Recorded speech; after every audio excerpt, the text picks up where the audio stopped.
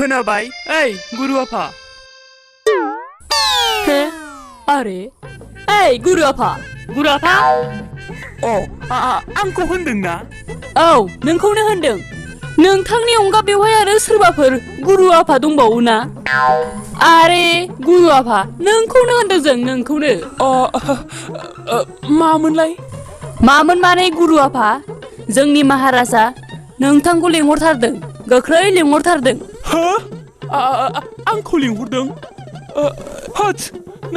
नाथाय आंखौलाय मानोब्रा आं थांनो बालायलाङोलै जोंनि मेहेलाव साननैनि सिगां सिखाव जादोंमोन बिसोर सिखावा गोबां धोन सम्पति लांदों बेखौनो महाराजाया नोंथांखौ नायखांनो लेंहरदों बुंदो दानिया नोंथाङा थांगोन ना थाङा जुदि नोंथाङा थाङा महाराजाया नोंथांखौ दिखांना लायनायनि जोंखौ बिथोन होदों मा दिखांना लांलाय लायनांगौब्रा आंनो गावनो थांगोनथ' दिखांना लांलाय लायनाङा थौ अब्लालाय थांदोनि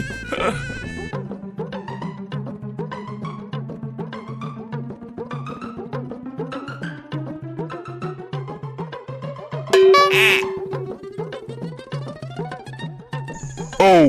नोंनोमोन ना गिदिर अजाया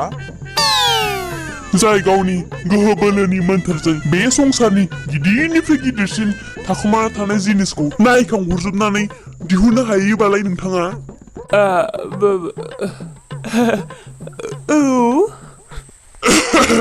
अब्ला नोंथां गुरु आफा मुलुगनां बिश्व गुरु आफा दे अब्लालाय नोंथाङा मांबार गोख्रै आंनि गोमानाय 8था सनानि बाकसखौ सोर खावखो बे सिखावखौ मांबार गोख्रै संदानना दिहुन दालाय मा खालामबावनांगौ जाखोलै आंलाय बे बारावबा रैखा गैखालालै जिखुनु माबा मोनसे साननांगोन सान रामोनदा बिनिफ्राय बारग'नो माबा मोनसेथ' सानखानांगोन 8था सनानि बाकसमोन अब्लाथ' सिखावाबो 8 जनाथ' जाखागोनानो औ 8 जनानो जाखागोन जिखुनु बुंख्लाबायथारनोसैलां जि जायो जाथोंसै दारमा सिथिनि बिनिफ्राय बारग'थारथोंसैल'लै खुनुरुखुम महाराजा आंनि नायखांथिनि गेजेरजों आंनि दिब्य दृष्टिया माबा मोनसे इसारा होदों महाराजा बियो बुंदों जे खमसे खम 3 नङा 8 जन सिखावमोन महाराजा जाय नोंथांनि 8था सनानि बाकसखौ खावदोंमोन बाबा थारैनो बा नोंथांखौ गोबां मानिनांगोन बा नोंथाङा खेबसे नायखांगासेयावनो बुंनो हाबाय जे सिखावा साबेसेमोन बेखिनिखौनो दिनैसिमबो साननै हरसे जालांबाय नाथाय रावबो बेखिनिखौनो खिन्थानोनो रोङा दाथ' नोंथाङानो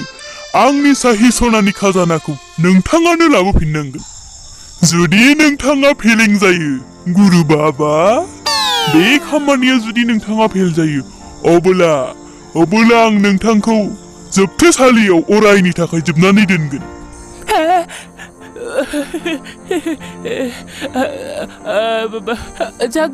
जागोन महाराजा जागोन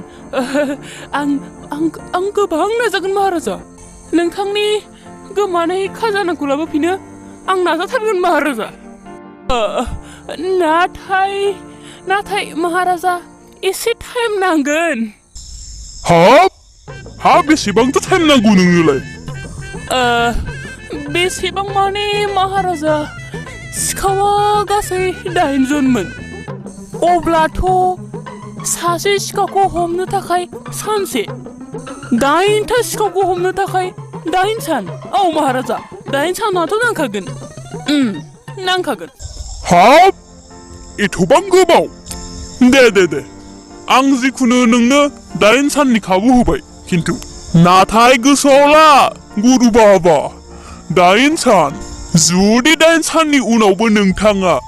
बिसोर 8था सिखावखौ हमनानै आंनि गोमानाय खाजोना सनानि खाजोनाखौ लाबोफिनना होनो हायाब्ला अब्ला नोंथाङाथ' गोसोआव दंखायोना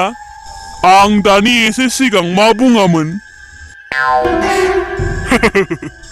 अराय जिउनि थाखाय जोबथेसालि गुरु बाबा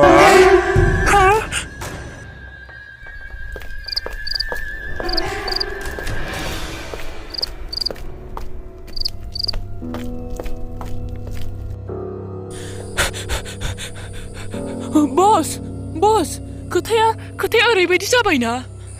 जोंनि मेलाव दिनै ओरैबायदि सासे गिदिर अजा फैदों बस बियो जोंखौ खेबसे नायखांगासिनो गासै 8 जन सिखाव होननानै खिन्थानो हाखादों नंखाय बुंदों बियो बेबायदि जानो हाया रावबो दिनैसिम बेबायदि रावबो फैफेराखै रावबो उजिफेराखै जे जोंखौ संदानो नाथाय बस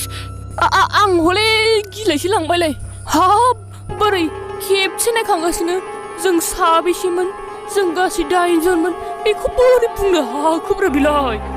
हे बुरबक गिनाङा आं दं नाथाय थेवब्लाबो बाथ्राया जुदि बेबायदिब्ला अब्ला जों एसे साबधान थानांगोन एसे नोजोर होनांगोन जों थां बिनि न'आव थांनानै नायना फै बियो मा खालामगासिनो दङ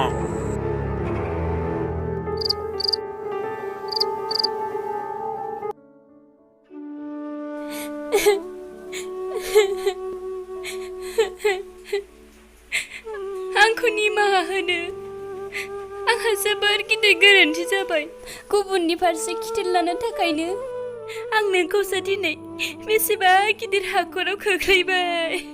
हे आनान गसाइ आंनि फिसायखौ बासायदो आंनि फिसायखौ बासायथारदो आंखौ निमाहा होदो गसाइ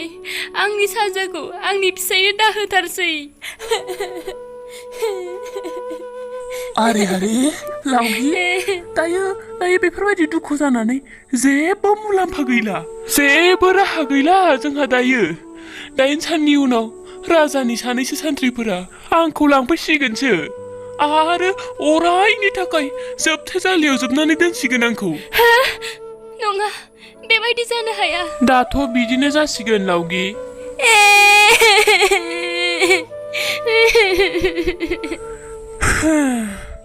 हा दालाय माथो राहा दंबावोनो जिखुनु दायो आङो नैबे खिजुरखौनो सानफायाव थरफा सानफ्रामबो जालांनोसै जाहाथे आंनि फैनो गोनां 8 साना माब्ला बारग्लायलाङो बेखौ आं हमदांनो हायो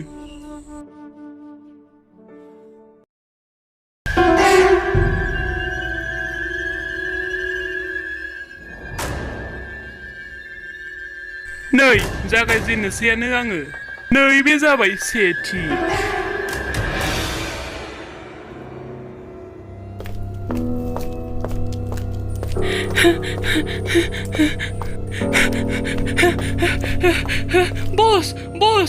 बसलै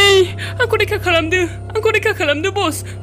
नंखाय नङा बस बियो सैथोखौनो बुंमारदों जोबोद सोलो गोनांमार बस बियो आं थांनाय लोगो आयु आं खोरखियाव नायखोमानाय लोगोनो आंखौ नुनानै बस आंनि सिगाङावनो बुंथारबायब्रा बे जाबाय सेथि होननानै आयु बेलाय बोरै मिथिखो आं टिभिनि खोरखियावनो दङ होननानै आयु बस आंखौ बासायथारदोलै बस आंखौ बासायथारदो हे बुरबक गाध'सो नोङो गाध' नों जानांगौ माबा मोनसे गोरोन्थि खोनाबोथारदों आं हले फोथाया बेखौ गाबोन थां बिजों थांफालाय बे हारसिं थांनांगौबा माबा मोनसे गड़बड़ खालामना फैयो बियो गाबोन नोंसोर सानैया थांनांगौ आरो नायहैना फैनांगौ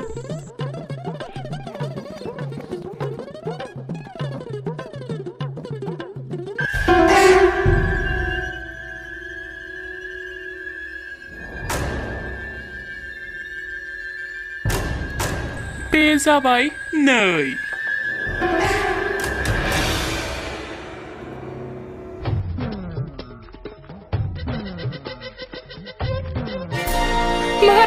महाराज दायो जों सानै थांनायाव बियो बुंबाय 2 माने नैथि आरे हा माथो जाबाय थादोंब्रा दारामास्थिनि रोंलासो आङो आइ जायला गाबोन बिसोर सानैजों थांफालाय नायथारनि आङो हा माथो जाथारदों बे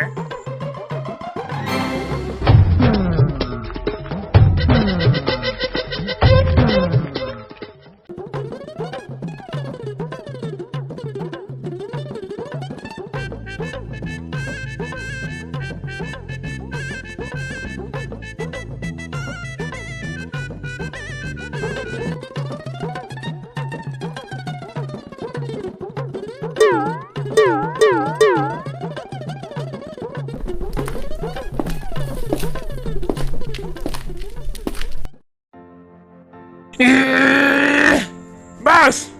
गोबां जाबाय गाबोन आंबो थांगोन नोंसोरजों लोगोआव माथो जाथारदों बियो बास गाबोन जि जायो नुगोन